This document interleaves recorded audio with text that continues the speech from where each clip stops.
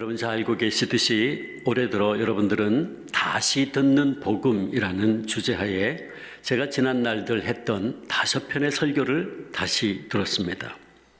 그중 2주 전에 일한 것이 없어도 라는 설교를 들으셨죠. 일한 것이 없어도. 그렇습니다. 이것은 성경이 우리에게 가르치고 있는 가장 중요한 신앙의 내용이라고 할 수 있습니다. 즉 구원은 결코 우리의 행함으로 이루어지지 않고 오직 믿음을 통해서 우리에게 거저 주어지는 하나님의 은혜라는 진리입니다. 사도 바울은 로마서에서 바로 이 진리에 대해서 계속 강조하였고 그 가장 대표적인 예로 믿음의 조상 아브라함을 들었습니다. 로마서 4장 1절 2절 보면 그런즉 육신으로 우리의 조상인 아브라함이 무엇을 얻었다 하리요? 만일 아브라함이 행위로서 의롭다 하심을 얻었으면 자랑할 것이 있으려니와 하나님 앞에서는 없느니라. 없다 그랬어요. 아브라함이 그의 행위를 통해서 의롭다함을 받았으면 하나님 앞에서 자랑할 것이 있었을 터인데 아니었다는 거예요. 없다는 겁니다. 그리고 바울은 로마서 4장 3절에서 분명히 선언하기를 성경이 무엇을 말하느냐? 아브라함이 하나님을 믿음에 이것이 저에게 의로 여기신 바 되었다라고 말씀했습니다. 그렇습니다. 아브라함도 오직 믿음으로 말미암아 의롭다함을 얻었다라는 말씀입니다. 그러므로 우리가 행함으로 구원받을 수 있는 길은 없습니다. 우리는 다만 예수님께서 십자가 위에서 우리를 위하여 이루어 놓으신 죄사함과 구원의 선물을 믿음으로 감사함으로 받기만 하면 됩니다. 이것이 바로 성경이 창세기부터 요한계시록에까지 이르러서 계속해서 말씀하고 있는 복음의 핵심입니다. 그것을 바울은 로마서 4장 4절과 6절에서 일한 것이 없어도 일을 아니할지라도 라고 표현한 겁니다. 일하는 자가 열심히 일해서 품삯을 받는다면 그거는 임금이지 보수를 받은 것이지 은혜가 아니죠. 그러나 일을 아니할지라도 품삯을 받게 된다면 그것은 거저 받은 것이니까 은혜요 선물입니다. 은혜란 이렇게 받을 자격이 없는 자에게 거저 베풀어지는 하나님의 일방적인 호의요 사랑이요 은혜, 선물입니다. 바울은 바로 이 진리를 오늘 본문인 이 에베소에서는 이렇게 표현합니다. 오늘 에베소 2장 8절 9절 너희는 그 은혜에 의하여 믿음으로 말미암아 구원을 받았으니 이것은 너희에게서 난 것이 아니요 하나님의 선물이라. 행위에서 난 것이 아니니 이는 누구든지 자랑할 수 없다라고 말씀한 거예요. 우리는 하나님의 일방적인 사랑에 의해서 구원의 은혜를 받았다 하는 것입니다. 그러므로 우리의 구원은 하나님의 전적인 선물입니다. 우리는 다만 예수 그리스도의 십자가의 그 은혜를 선물을 믿음으로 받아들이면 행한 것이 없어도 구원받습니다. 아멘. 제가 2주 전에 이 복음을 여러분들에게 다시 들려드렸을 때에 우리 교회 한 권사님이 제게 문자를 보내오셨어요. 그대로 소개합니다. 목사님 안녕하세요. 오늘 설교 말씀에 대해 말씀드리고 싶어서 문자를 올립니다. 오늘 설교 말씀은 요약하면 우리가 행위가 아닌 오직 믿음으로만 구원을 받는다 하신 말씀이 물론 맞는 말씀이지만 오늘 무척 아쉬운 점을 말씀드린다면 마무리에 추가해서 하셨으면 했던 말씀은 우리가 믿음으로 거룩함이 된 백성답게 그리고 믿음으로 성령이 내주하게 된 자녀답게 세상에서 살아갈 때 성령님의 도움으로 빛과 소금으로 살며 복음을 전해야 한다고 끝을 맺었으면 하는 무척 아쉬운 마음이 들어서 이렇게 용기 내어 문자를 드립니다. 제가 이 문자를 받고 할렐루야 하나님께 감사했어요. 그리고 역시 우리 주안교회 권사님답다 하는 생각을 했습니다. 예, 맞습니다. 제가 이렇게 대답을 해드렸어요. 네, 맞습니다. 그런데 이 설교의 초점은 믿음으로 의롭다함을 받는다는 데 있고 그것을 강조한 것입니다. 지적하신 내용은 그 다음에 이어서 해야 할 주제입니다. 라고 대답을 했어요. 그래서 제가 오늘은 믿음으로 의롭다함을 받고 구원받은 우리가 이제 어떻게 살아야 하는가에 대해서 말씀을 드리고자 합니다. 이 믿음과 행함의 문제는 교회의 역사에서 계속해서 논쟁이 되어 왔던 매우 중요한 신학적 주제이기도 합니다. 특별히 16세기 종교개혁 이후에 로마 카톨릭 교회와 개신교회 사이에 가장 뜨겁게 논쟁이 된 그런 주제였어요. 종교개혁가 마틴 루터는 이 로마서 말씀을 통해서 우리는 오직 믿음으로 말미암는 은혜로 의롭다함을 받고 구원받게 된다 하는 사실을 강조했습니다. 그래서 그 이후에 개신교의 가장 중요한 신앙적인 모토 가운데 하나가 오직 믿음, 솔라 피데, 오직 믿음이에요. 그러나 로마 카톨릭 교회는 믿음을 강조하기는 하지만 여전히 행위도 강조합니다. 즉 로마 천주교 신앙을 한 문장으로 표현하면 믿음 더하기 행위는 칭의다. 그렇게 얘기했어요. 믿음 더하기 행위는 칭의다. 그러니까 우리가 의롭다함을 받고 구원받으려면 믿음 플러스 행함이 있어야 된다는 거예요. 그래서 로마 천주교는 여전히 행함을 강조하고 있는데 우리가 선을 행하고 착한 일을 많이 해서 덕을 쌓으면 그것이 구원의 조건이 될 수 있다 하는 것입니다. 이게 로마 카톨릭이 가르치는 공덕 사상입니다. 16세기 종교개혁이 일어날 당시에 로마 카톨릭 교회는 너무나 타락해 있어서 이 공덕이 부족한 사람들은 자신을 충분히 구원하고도 남는 덕이 있는 성자들의 유골이나 유물을 돈을 주고 사면, 좋게 표현하면 헌금을 하면 모자라는 덕을, 자기의 모자라는 덕을 성자들의 유물을 돈 주고 삼으로써 보충할 수 있고 구원받을 수 있다라고 가르쳤어요. 심지어는 공덕이 조금 부족한 내 부모가 있었는데 부모님이 돌아가셨어요. 그 부모님이 천국엔 못 가고 공덕이 좀 모자라서 연옥에, 그 중간 단계에 있는 연옥에 가 있는데 자녀가 그 부모의 이름으로, 덕이 조금 부족했던 부모의 이름으로 교회 앞에 헌금을 하면 헌금함에 동전이 떨어지는 소리가 땡그랑 하고 나는 순간 부모의 영혼이 연옥에서 천국으로 슝 하고 올라간다. 그렇게 가르쳤어요. 이게 얼마나 우스꽝스럽고 엉터리입니까? 그런데 중세교회가 타락해서 그렇게 공덕 사상을 가르쳤다고요. 로마 천주교는 지금도 믿음 더하기 행위가 칭의다라고 가르쳐요. 행위가 구원의 조건이라는 것이죠. 그러나 루터와 칼빈을 비롯한 모든 종교개혁가들은 그것은 비성경적인 가르침이고 성경은 우리가 구원받기 위해서는 오직 믿음만이 필요함을 강조하고 있다는 진리를 가르쳤어요.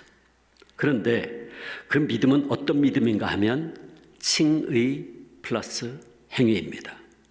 즉 구원받을 자격이 전혀 없는 우리를 위해서 예수 그리스도께서 십자가에서 물과 피를 다 흘리시고 우리의 죄를 용서하시고 우리를 죄 없다고, 너 이제 의롭다고, 의로워졌다고 불러주셨기에 그게 칭의입니다. 의롭다고 불러주신다는 거예요. 그래서 그 은혜를 받은 우리는 그것이 너무나도 감사하고 감격해서 우리의 삶을 통해서, 우리의 행위를 통해서 그 사랑과 은혜에 응답하게 되는데 그것이 바로 온전한 믿음이라는 거예요. 그래서 개신교 신학은 믿음은, 다시 올려주세요. 믿음은 칭의 더하기 행위다라고 가르쳐요. 참된 믿음은 칭의를 받은 그 결과 행동함으로써 그게 온전한 믿음이 된다는 거죠. 흔히 개신교 신학을 오해하는 분들이 개신교에는 오직 믿음만을 강조한 나머지 행위는 별로 중요하게 여기지 않는다라고 말하는데 그렇지 않습니다. 만약 누군가가 오직 믿음만을 강조하면서 행위를 제거한다면 그는 올바른 신앙을 가진 사람이 아닙니다. 무엇보다 성경 말씀은 절대로 행위를 무시하거나 없어도 된다고 가르치지 않아요. 오히려 야고보는 야고보 2장 17절에 유명한 말씀을 했죠. 뭐라고 그랬죠? 행함이 없는 믿음은 그 자체가 무엇이라고요? 죽은 것이다 그러죠. 분명히 우리가 구원받기 위해서 할 수 있는 행위는 없어요. 그러나 은혜로 구원받은 사람은 결과적으로 반드시 예수 안에서 선한 일을 하게 되어 있습니다. 즉 참된 믿음은 칭의, 그게 너무 감사해서 플러스 행위로 이어지는 거예요. 그 은혜로 의롭다 칭함을 받고 구원을 받은 사람은 그 은혜가 너무너무 감사해서 선한 일을 하게 된다는 말이죠. 따라서 선한 행위의 열매가 없는 사람은 자신이 진실로 구원받은 사람인지를 돌아보아야 합니다. 내 믿음이 병든 믿음은 아닌지 돌아보아야 한다는 말씀입니다. 오늘 우리에게 주신 하나님의 말씀 에베소서가 바로 이 주제에 대해서 오늘 너무나도 분명하게 우리에게 가르치고 있어요. 보세요. 8절에서 우리는 하나님의 은혜로 믿음으로 말미암아 구원을 받았다라고 말씀합니다. 그러므로 우리가 행위로 구원받는 것이 아니니 구원은 하나님의 은혜로 우리에게 주어지는 선물이라는 거예요. 그 9절은 아무도 자랑할 수 없는 거다 그랬어요. 왜? 은혜로 구원받았으니까. 내가 행위로 구원받은 게 아니니까 자랑할 것이 없다는 거죠. 자, 그런데 10절에서 갑자기 이렇게 말씀합니다. 우리는 그가 만드신 바라 그리스도 예수 안에서 착한 일을 위하여 지으심을 받았다라고 말씀해요. 이 말씀은 언뜻 들으면 앞뒤가 모순처럼 들려요. 앞에 9절은 구원은 행위에서 난 것이 아니니 아무도 자랑할 수 없다 그랬어요. 그런데 뒤에 10절에서는 하나님께서 선한 일을 행하게 하기 위해서 우리를 지으셨다라고 말씀했어요. 여기 행위라는 단어가 works라는 단어가 두 번 등장했어요. 헬러 원문은 똑같은 단어입니다. 먼저 9절에 언급된 행위 에르곤이라는 말인데 이게 조금 부정적인 의미에서 사용됐어요. 누구도 행위로 구원받을 수 없다라는 것을 표현하려고 이 단어를 썼어요.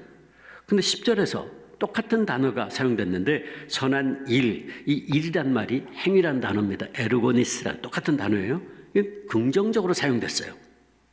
즉 바울은 9절에서 우리가 의롭다 칭함을 받는 데 있어서 우리의 행위는 아무런 소용이 없다고 말해놓고 그 다음에 10절에서는 하나님께서 선한 일을 위해서 우리를 만드셨다고 하면서 그 일, 행위라는 단어를 또 강조했어요. 그러니까 언뜻 들으면 모순처럼 들려요. 근데 그렇지 않습니다. 이것이 바로 성경이 우리에게 믿음과 행위에 대해서 가장 분명하게 가르치고 있는 내용이고 우리 개신교회가 믿고 고백하는 신앙의 내용입니다. 즉 먼저 결론을 말씀드리면 이래요. 결론은 이거예요. 우리는 결코 우리의 행위로 의롭다함을 받고 구원받을 수 없습니다. 우리는 오직 예수 그리스도를 믿음으로 의롭다 칭함을 받고 구원을 받습니다. 그런데 우리가 진정 의롭다 칭함을 받았으면 우리의 행실은 변화되어야 하고 선한 일을 하게 됩니다. 즉 우리가 진정 의롭다 칭함을 받고 하나님의 자녀가 되었다면 우리는 구원받은 필연적인 결과로 선한 행실의 열매가 있게 된다 하는 말씀입니다. 그러므로 이 말을 뒤집어서 말하면 만일 우리에게 선한 행위가 없다면 행위의 열매가 없다면 야고보 말씀처럼 우리의 믿음은 죽은 것이고 내가 진정 구원받은 백성인지에 대해서 돌아보아야 돼요. 그래서 예수님은 누가복음 6장 46절 49절 보면 너희는 나를 불러 주여 주여 하면서도 어찌하여 나의 말하는 것을 행하지 아니하느냐. 듣고 행하지 아니하는 자는 주초 없이 흙 위에 집 지은 사람과 같다라고 지적하셨고 마태복음 5장 20절에는 심지어 이렇게 말씀하셨어요. 너희 의가 너희 삶이 너희의 의로운 행위가 서기관과 바리새인보다 더 낫지 못하면 결단코 천국에 들어가지 못하리라 말씀하셨어요. 이 말씀은 우리가 진정 의롭다 칭함받고 하나님의 자녀가 되었다면 우리는 바리새인과 서기관들의 행위를 훨씬 능가하는 선한 행위를 할 수 있어야 한다는 것이에요. 만약 그렇지 않다면 우리의 믿음에는 심각한 문제가 있다는 것입니다. 이게 예수님의 말씀이에요. 그러므로 우리가 결코 행함으로는 구원받을 수 없지만 그러나 행함이 따르지 않는 믿음은 온전한 믿음이 아닌 것입니다. 이것이 성경이 가르치고 있는 믿음과 행함의 관계입니다. 그런데 16세기 종교개혁 이후에 우리 개신교회는 오직 믿음만을 일방적으로 강조한 나머지 구원받은 이후에 우리가 해야 할 선한 행위에 대해서는 그다지 강조하지 않았고, 그 결과 많은 분들이 오해를 하게 되었어요. 그 오해란 우리는 행함으로 구원받는 것이 아니니 행함은 그리 중요하지 않다는 거예요. 오직 믿음만이 중요하다는 거죠. 물론 믿음이 가장 중요합니다. 그러나 그 믿음이 어떤 믿음이냐? 온전한 믿음이 되어야 돼요. 그 온전한 믿음이란 뭐예요? 칭의 받았으니 감사해서 행위로 응답하는 그 믿음인 거죠. 비록 행위가 우리를 구원하지는 못하지만 행위가 빠진 믿음은 그러므로 참된 믿음이 아닌 것입니다. 그래서 사도 바울이 오늘 본문 10절에서 이 행위와 문제와 관련해서 너무나도 중요한 말씀을 하고 있는데, 그것은 바로 우리 그리스도인들은 예수 그리스도 안에서 선한 일, 착한 행실을 하도록 하나님께서 새롭게 만드신 놀라운 작품이다. 걸작품이다. 포이에마 그랬어요. 걸작품이다. 10절 같이 읽어볼까요? 10절 같이 읽습니다. 시작. 우리는 그가 만드신 바라 그리스도 예수 안에서 선한 일을 위하여 지으심을 받은 자니. 이 말씀은 우리 그리스도인들은 선한 일을 행하라고 부르심을 받은 새로운 피조물들이라는 것입니다. 여기 매우 중요한 단어가 있죠. 만드신 바라는 단어, 헬라어로 포이에마라는 말인데 작품이라는 뜻입니다. 이 포이에마라는 헬라어에서 파생된 단어가 영어 포엠, 시, 포엠이란 시란 단어가 여기서 나왔어요. 이게 포이에마는 세상에 단 하나밖에 없는 시와 같은 걸작품을 말하는 거예요. 창세기에 보면 하나님께서는 첫사람 아담과 하와를 하나님 보시기에 가장 아름다운 피조물로 지으셨고, 또 사람을 모든 피조물 가운데 유일하게 하나님의 형상을 닮은 걸작품으로 포이에마로 창조하셨어요. 창세기 1장 27절 말씀이죠. 그러나 안타깝게도 첫사람 아담은 타락했고 하나님께 반역하고 불순종했어요. 그래서 우리 속에 있던 그 아름다운 하나님의 형상이 파괴되고 말았어요. 그러나 하나님께서는 죄로 말미암아 파괴되고 망가진 우리를 회복시키고 다시 하나님의 자녀로 삼으시려고 예수 그리스도를 보내주셨고, 예수 그리스도 안에서 우리를 새로운 피조물로 재창조하셨습니다. 고린도 후서 5장 17절 유명한 말씀이죠. 같이 읽습니다. 시작. 그런즉 누구든지 그리스도 예수 안에 있으면 새로운 피조물이라. 이전 것은 지나갔으니 보라 새 것이 되었도다. 아멘. 그렇습니다. 하나님께서는 죄로 인하여 망가진 우리를 고치시고 회복시켜 주시려고 예수 그리스도를 보내주셨고, 예수 그리스도 안에서 우리를 새로운 피조물로 하나님의 형상을 회복한 걸작품으로 재창조해 주셨습니다. 전에 우리는 허물과 죄로 죽었던 사람들이었어요. 세상 풍조를 따르고 공중 권세 잡은 마귀를 따르던 사람들이었어요. 그래서 육체의 욕심을 따라 행하고 우리 마음에 원하는 것을 아무렇게나 행하던 진노의 자녀들이었어요. 그게 오늘 에베소 2장 말씀, 우리 본문 앞에 1절부터 3절까지의 내용이에요. 그래서 우리는 아무리 최선을 다한다 해도 허물과 죄밖에 없는 존재들이었어요. 한마디로 4세기의 교부였던 어거스틴의 표현을 빌리자면, 예수 그리스도를 알기 이전에 우리들은 범죄하지 않을 수 없는 존재들이었어요. 범죄하지 않을 수 없는 존재들이었다. 그러나 하나님께서는 예수 그리스도 안에서 우리를 하나님의 형상을 회복한 당신의 자녀로 재창조하셔서 이제 우리는 더 이상 범죄하지 않을 수 있는 존재가 됐어요. 아니, 더 나아가 제임스 몽고메리 목사님은 이렇게 표현했어요. 이제 우리는 선한 일을 할 수 있는 존재가 되었다 그랬어요. 그렇습니다. 이게 오늘 본문 10절 말씀이에요. 우리는 그의 만드신 바라 그리스도 예수 안에서 선한 일을 위하여 지으심을 받았다라는 거예요. 그렇습니다. 사랑하는 주안의 성도 여러분, 하나님께서는 우리를 예수 그리스도 안에서 영적으로 재창조해 주셨습니다. 새로운 피조물로 재창조해 주셨어요. 예수 그리스도를 알기 이전에 우리는 오직 육체의 눈으로만 보았고 영적으로는 앞을 못 보는 사람들이었어요. 그러나 이제 우리는 예수 그리스도 안에서 영적인 눈이 뜨이게 되었고 그 영의 눈으로 모든 것을 새롭게 볼 수 있습니다. 이전에 우리는 영적으로 귀가 먹어서 듣지 못하는 사람들이었어요. 그러게 우리는 하나님의 말씀을 들어도 그 말씀을 깨달을 수도 없었고 오히려 하나님의 말씀을 불쾌하게 생각하고 그 말씀을 거역했어요. 안타깝게도 오늘 우리 주변에 또 우리의 가족들 가운데도 이런 분들이 여전히 있어요. 그러나 이제 우리는 하나님의 말씀을 들을 수 있는 영적인 귀가 열리게 되었고 하나님의 말씀을 깨닫고 순종하고 응답할 수 있게 되었습니다. 아멘. 이전에 우리는 우리의 생각이 어두움 속에 사로잡혀 있었어요. 그래서 항상 생각하는 것이 악하고 음란하고 더러운 것들이었어요. 그런데도 그런 악하고 음란한 것들이 선하고 아름다운 것이라는 착각 속에 빠져 살았어요. 오늘도 세상에는 이런 사람들이 너무나 많죠. 하나님의 창조 질서를 파괴하는 차별금지법을 만들어서 동성애를 옹호하고 건강가정기본법이라는 이상한 법을 만들어 가정의 질서를 파괴하려는 어리석은 시도를 하는 사람들이 있어요. 그러나 예수 그리스도 안에서 우리는 이제 더 이상 그런 악하고 어리석은 생각에서 벗어나게 되었고 성령님의 도우심으로 하나님의 선하시고 기뻐하시고 온전하신 뜻이 무엇인지 분별할 수 있게 되었습니다. 아멘. 이전에 우리의 마음은 강팍하고 교만하고 이기적이었어요. 그래서 오직 자기 만족과 자신만의 이익을 위해 살았고 하나님을 미워하고 이웃을 돌보려 하지 않았어요.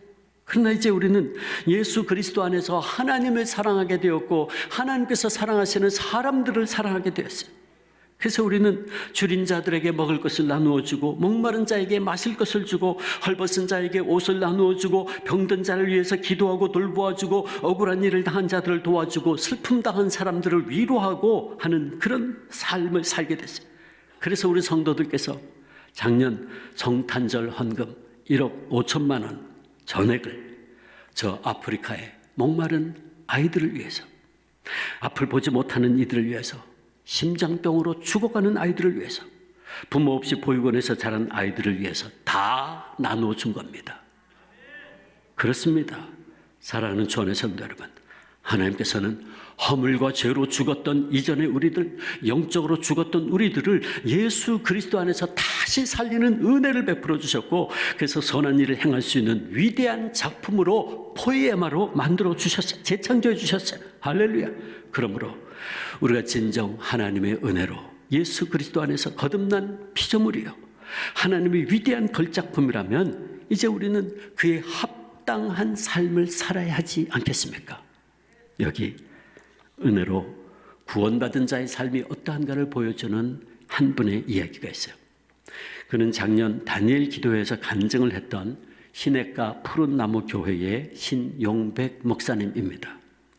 그는 군목으로 군대에 가서 대령으로 예편을 했는데 군목으로 있을 때 수류탄 사고로 온몸에 화상을 입고 손가락이 다 없어진 한 젊은 장교를 보고 마음이 너무너무 아파서 그를 위해서 자신의 검지를 잘라서 이식을 해주려고 했습니다.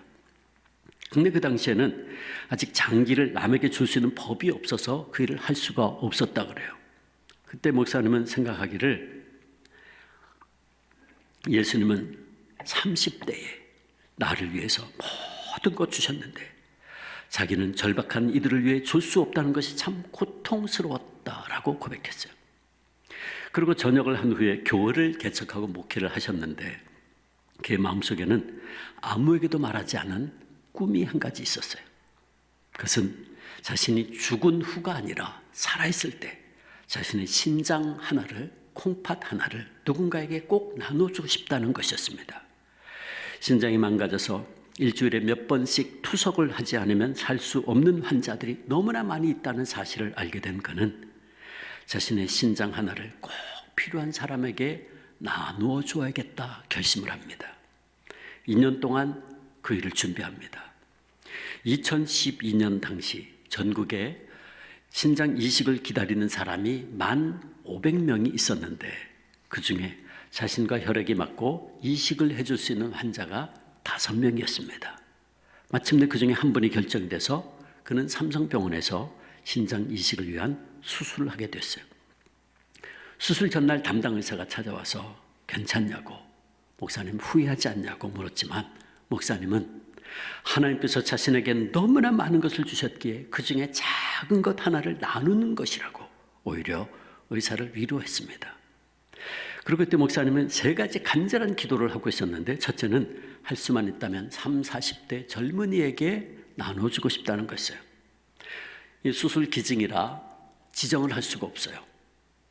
그럼 병원에서 원칙에 의해서 결정하기 때문에 내가 기증을 했다 해도 아무렇게 할 수가 없는 거예요. 둘째는 남자에게 주면 좋겠다. 여성은 남성 신장을 받는다는 것에 혹시 부담을 느낄까 봐 그렇게 기도를 한 거죠. 세 번째, 가능하면 교회 안 다니는 분이면 좋겠다 생각하고 목사님은 그냥 그 세 가지 기도 제목을 놓고 간절히 기도한 거예요. 작은 것을 통해서 한 영혼이라도 구원하고 싶은 그의 마음이었죠. 마침내 수술은 잘 이루어졌고 그동안 삼성병원이 했던 장기 이식 수술 가운데 가장 성공적인 사례로 남게 되었어요. 목사님의 신장을 제공받은 남자는 40대 남자였습니다.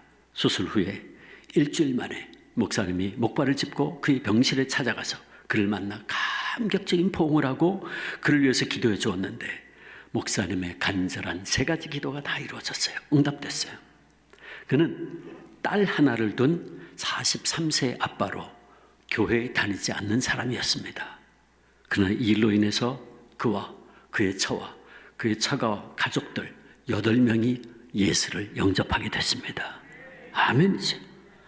시 목사님은 그의 간증에서 오늘 본문 에베소 2장 8절 9절을 인용하면서 자신이 주님께로부터 받은 은혜가 너무나도 크니까, 주님으로부터 받은 은혜가 너무나 크니까, 나를 위해서 자신의 생명조차 아낌없이 내어주신 주님의 은혜가 너무 크니까, 그 십자가의 은혜가 너무 크니까 그 주님의 삶을 본받아 살려고 몸부림치는 가운데 자신의 작은 것을 하나 나누어 주었더니 하나님의 더 놀라운 구원의 은혜를 베풀어 주셨다고 간증했어요. 사랑하는 성도 여러분, 이게 바로 은혜 받은 자의, 은혜로 구원받은 자의 삶의 모습이 아닙니까?